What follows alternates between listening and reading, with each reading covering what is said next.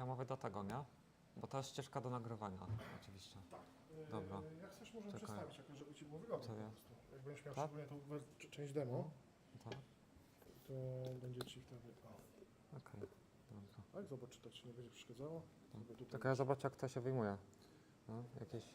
I to też jakby komuś potem podałeś na przykład mikrofon, nie? To też to się będzie nagrywało, nie? Okej, To po to jest. czyli po prostu nie nagrywacie z tej ścieżki. No nie, da się To jest, tak, techniczne sprawy. To jest. Jasne.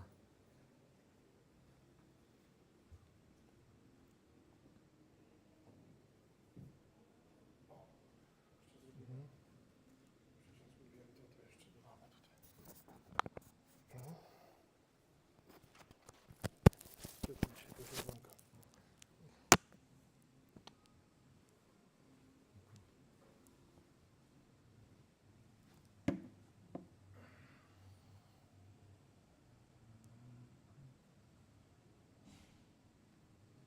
A powiedz coś jeszcze? Raz, dwa, trzy. Raz, dwa, trzy. MicroPython. Super. Dobrze słychać? Tak. Chociaż czekaj. Jeszcze zmienimy slajd? Wszystko. Tak. A masz internetem? Nie mam internetu teraz.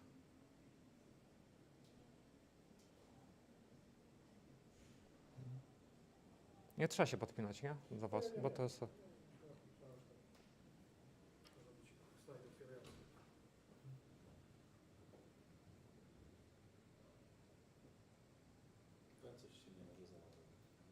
No, zawiesiło się. Właśnie, Wzbudzenie pokoju. no. To taka będzie prezentacja. Tak. No. Wiesz co, nie ma jak za bardzo podłączyć.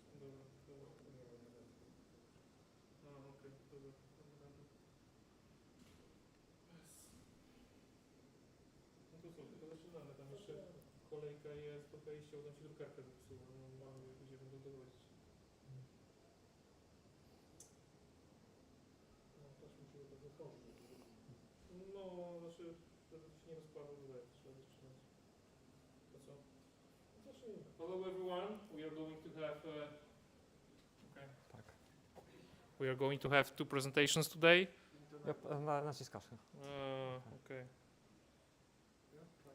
Not so many of us, so I don't need microphone probably, but yeah, let's start today. Today's meetup. We have two presentations. First one about MicroPython. Second one about OpenTelemetry. We will have a short break between those two talks. More people to come. That's great. And yeah, first of all, ask questions after presentations. We have JetBrains licenses to give for questions. So when you ask questions, come to us after the talks. We can give you a license for a JetBrains product for a year, commercial one. And yeah, today's meetup can be held thanks to Venture Cafe, and this place is thanks to them. You can get a beer if you are here. There is a bar out there, non-alcoholic one or just a water. Feel free to enjoy that. And and we have one sponsor, Sunscrapers. Here is the logo. We don't have opening slides, but I'm from that company. If you have questions, come to me. We can talk. And that's it. Let's start today's meetup and give a big round of applause to Mateusz Piwek, who's going to talk about MicroPython. Okay, so thank you very much. So I'm Mateusz, and I'm a software developer. And actually, like software development and computing is also my hobby. So this is kind of, people are kind of crazy about what can you do with different stuff. And when you do, when it comes for the computing, the thing that is I think everybody knows about is the Raspberry Pi.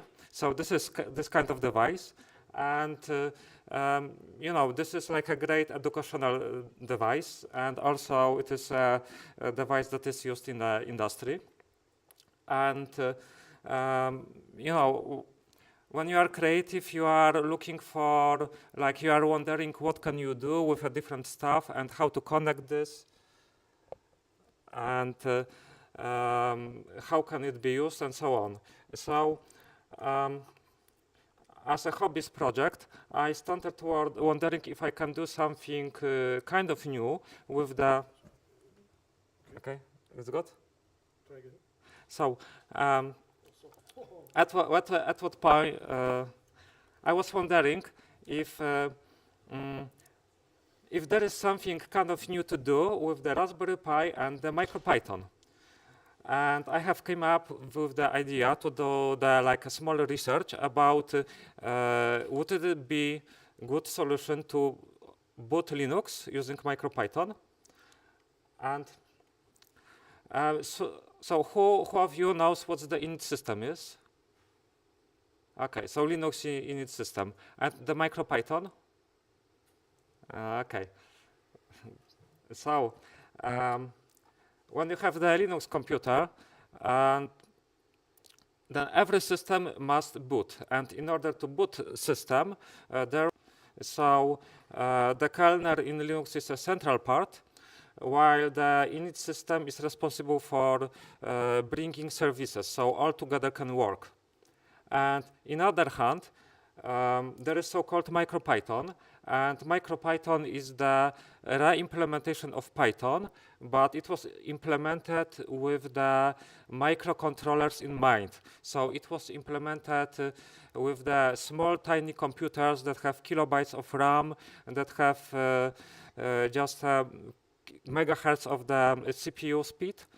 And it was developed to bring Python to projects as to different and like originally, like the language that was used back, I think MicroPython has appeared in around 2012, but I might be a bit wrong.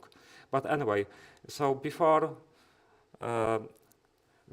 MicroPython was created, like the only way to write the to develop the project for microcontrollers was the C language or C++, or maybe assembler for some hardcore people. But like these were two options, and later on the idea of the MicroPython has came in, which is about bringing the object-oriented language, that is Python, to small, tiny microcontrollers. And so I will go back to MicroPython, but now let's talk about the world of the init system. So it is about regular computers that need to boot. And traditionally, in Linux, there is the concept of run level. It is actually obsolete at this point, but like it can appear in some places. So in general, when we have a kernel and the kernel loads the init system, then says init system that it instructs says init system boot multi-user mode, for instance. So go to run level 3, and then init system brings up services in order to go to the boot level 3. So, and before init system, let's have a little look at actually how does the computer boot up. So after powering on the computer, the first software we have is the firmware. And the firmware is checking hardware, is checking for the storage devices. On the storage devices is looking for a bootloader. And then bootloader is booting kernel. And the kernel might boot the init system, but in most cases, before the init system is boot, there is the preface that is called initramfs. So, and this preface is necessary in order to, for instance, if there are encrypted disks, So init ramfs is necessary for kernel to get the access to the tools, modules, and so on that can be later used, for instance, to decrypt the disk, so the system can boot in.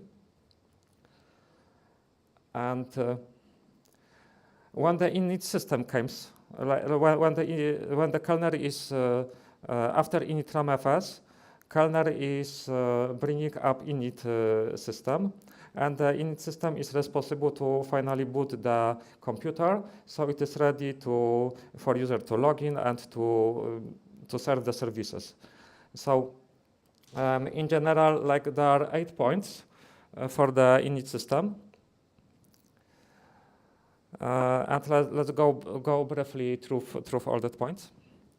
So the first point, the first thing that init system must do is to mount the essential Linux file systems, then performs the file system checks, and to make sure that the system does not boot on the corrupted file system, and then loads the modules, then it's setting up the host name. Another important point is the device manager. This is the part of the Linux that is responsible for talking with the devices. So with no device manager, Linux would not be able to detect any devices. And then we have the networking. And so the init system is responsible for bring up the services that will initialize the networking, like find the IP address and so on. After networking, there is a perfect time to start firewall. And then it's the time for starting services such as web server, like databases, or if there's the desktop computer, it brings up the dbus for the inter-process communication, brings all the graphic servers and so on.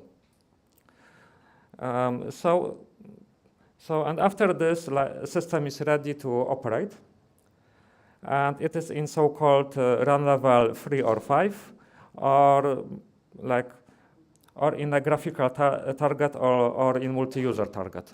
So this is the nomenclature used for init systems. Okay. And now, sorry, like the microphone doesn't work. Okay. Raz. I'm not sure what's going on. I'm not sure it happened before. Maybe something with receiver. I'm not sure. But okay, so I can try to speak louder then. So let's now have a look on the overview of what init systems are available. Like in Linux, there is a lot of different distributions, but with init system, we have kind of monopoly. Like there is the systemd that is around 90% of Linux system is using systemd. Systemd was criticized a lot. It was criticized for being complex, for going away from the Unix philosophy, so for being the monolithic system. So, but the systemd was implemented finally, like to actually all major Linux distributions. So this is how it is now. And so there is Ubuntu, Fedora, or different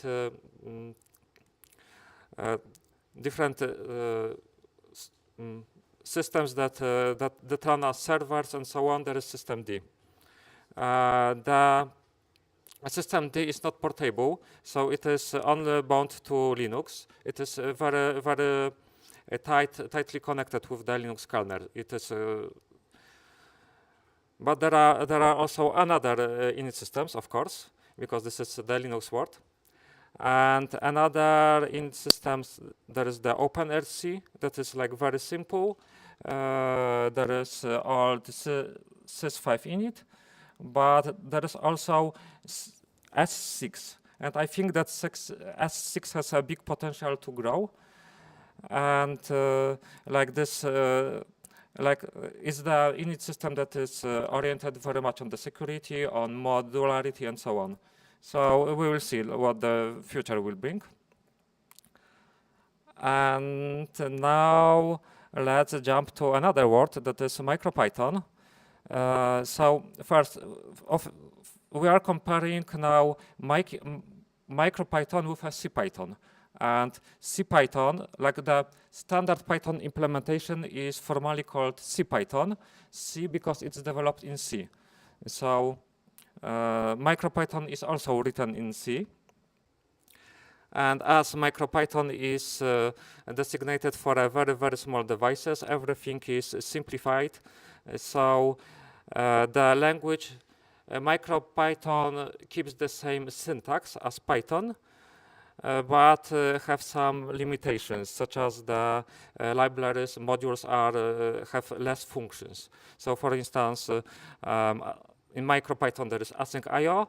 In Python there is async IO module, but in MicroPython there is simplified micro async IO, and it applies to many modules. And yes, so these are electronic devices that actually MicroPython was created for. So here is just a few examples. Like some are meant for education, some others are meant for industry.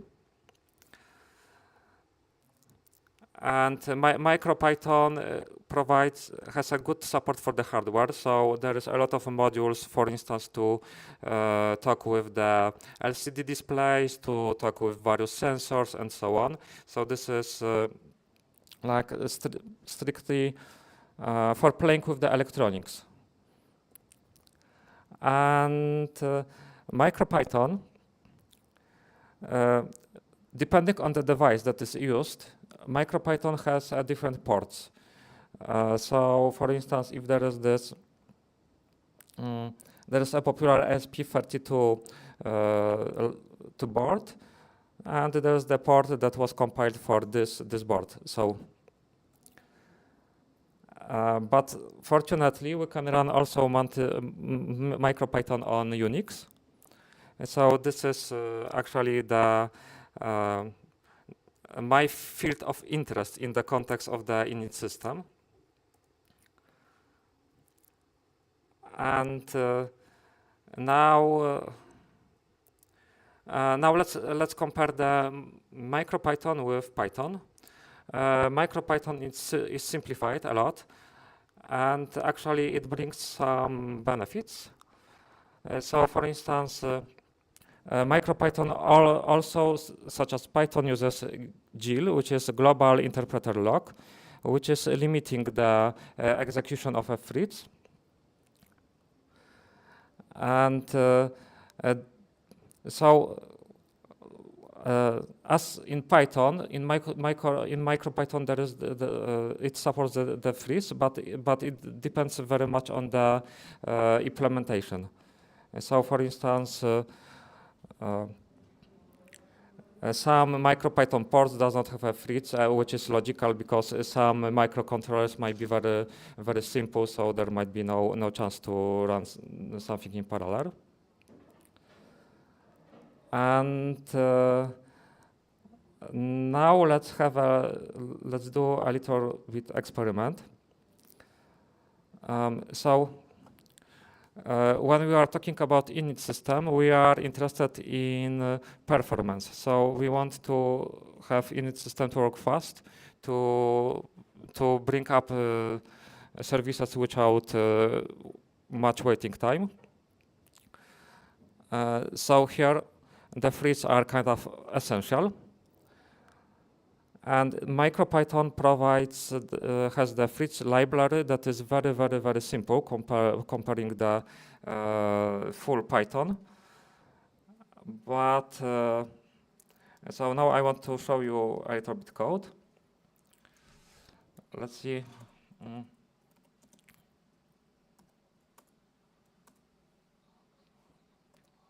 Oops.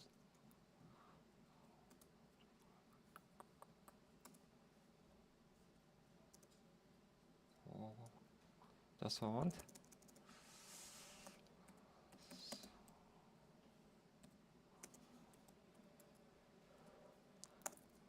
Okay, so now the experiment is about running 3 threads that are stressful on this Raspberry Pi 4.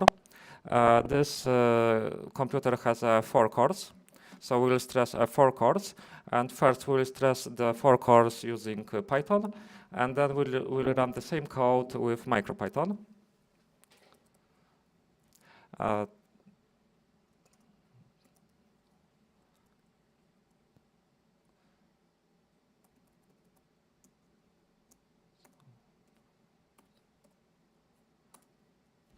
Okay, so now it's working with Python, and at this moment the threads are stressed, and like this device now is looking for the prime numbers. So this is yeah. So it takes a while.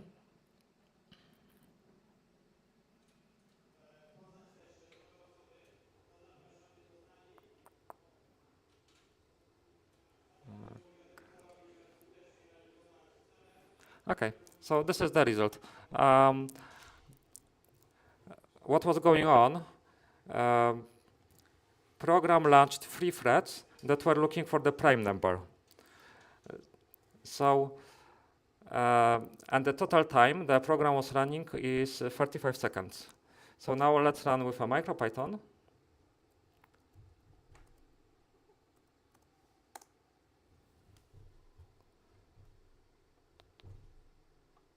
So the same code, the same calculations. And this is almost, it is below 10 seconds. So we have like pretty big difference, 35 seconds versus 10 seconds. So, and this is because the GIL in MicroPython is much more simplified. So here MicroPython wins in this era. Oh, and these are another measurements. So for instance, elapse time, user time, peak memory usage, voluntary context switches. So like here, like MicroPython is looks much better than Python in this era.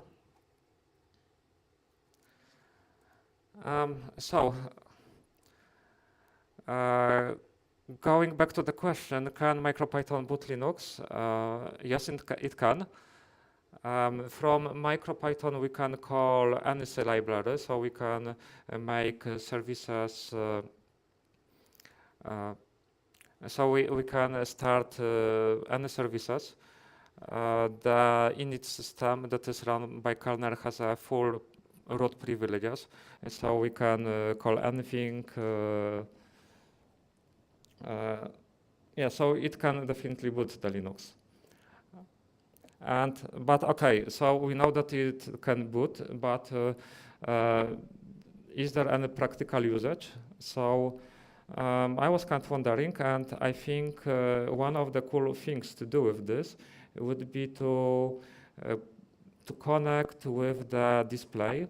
So if we have Raspberry Pi, then this Raspberry Pi can have the display plugged in, and we can, for instance, make the device that shows the progress of like boot progress. So here it would be not the just black box and just you want to guess broken or whatever, but there would be the display then that would be saying much more information.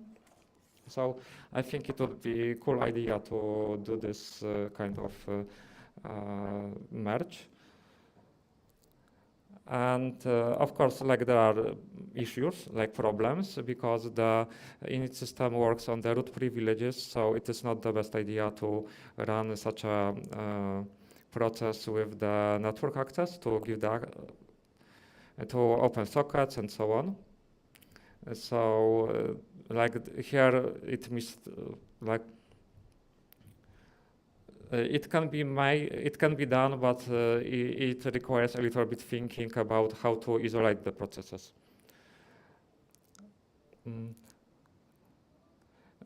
So I have created the repository. I have called this project MPyWinit. And I have created the repository on GitHub with the intention to make the prototype and see and to prove that the MicroPython can boot. Like at this point, FR says that it can boot Linux, but I haven't done the practical steps yet. At this point, there is the repository with the experimental code. And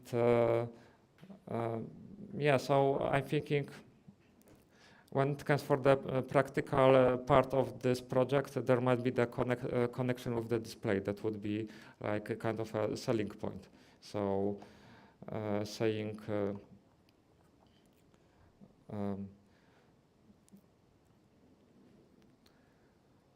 and I have the experience with when it comes for the Linux distributions, I have experience with Alpine Linux.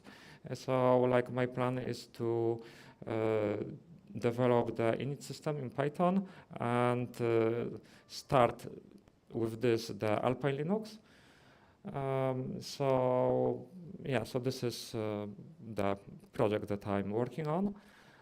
And so I hope that the presentation was helpful. And yeah, so thank you very much.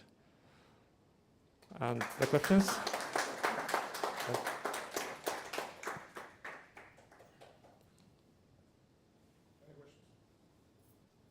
Questions?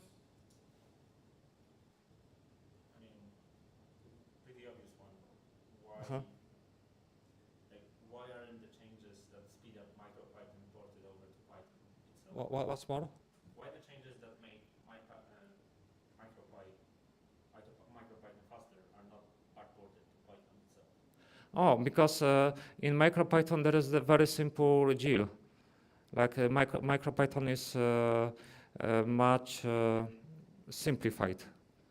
Yeah, but if So- it's faster, then why not just move it over to Python? Yeah, because there is more checks. There is more like Python is more conscious. Like it's checking. There is much more security in Python.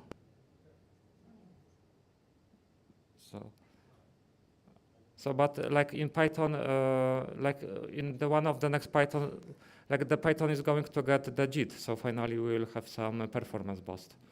And why? Did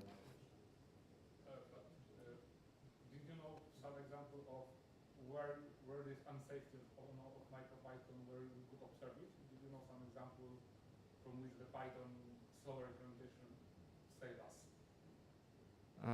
As far like you mean the security? Because you told that the normal CPython implementation of threads is safer, and this is because of this it's slower. Did you know some example which safety check is needed, which scenario we need such a safety check? So this is the mechanism in GIL. So I can't tell exactly what is limiting, but this is like MicroPython is way simplified. Like it's very, very simplified. There is some risk in MicroPython that some trees can be can starve. Like it's about the functionality. Like in MicroPython, the for each module is like very, very simple. So like there is no possibility to set the priorities and so on.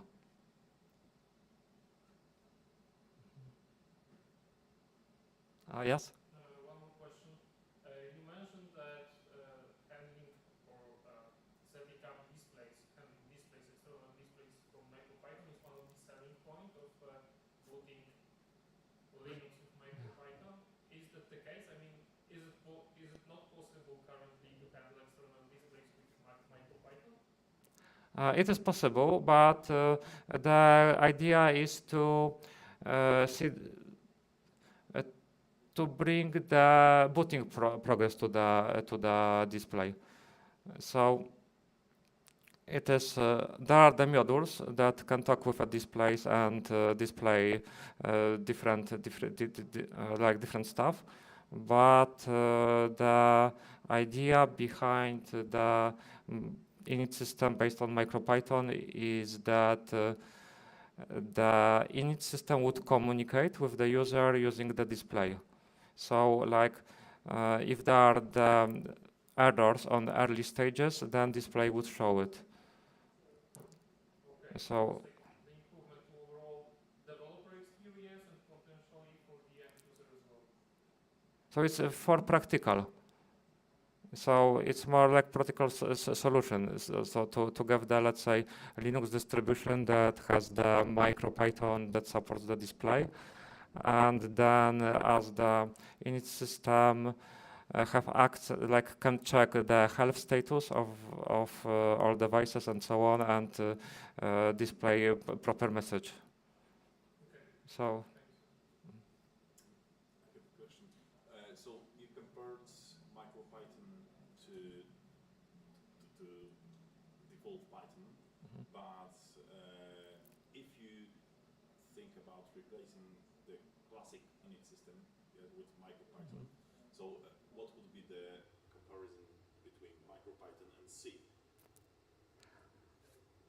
Yeah, so like for instance, there is overhead. There is overhead for sure. So, but I think it's a very little overhead. Like, but it's what is important is that the threads are smooth, and the init system does not do any calculations, and so it's not that critical. Isn't it also easier to start MicroPython on their system without limited services than CPython, or is it's like the same? Did you try to using normal CPython also? So this is about the size actually. Like the standard Python is takes away much more space, but like theoretically Python also could could work as init system. So, but this is about the size of the init, because like Python is very heavy.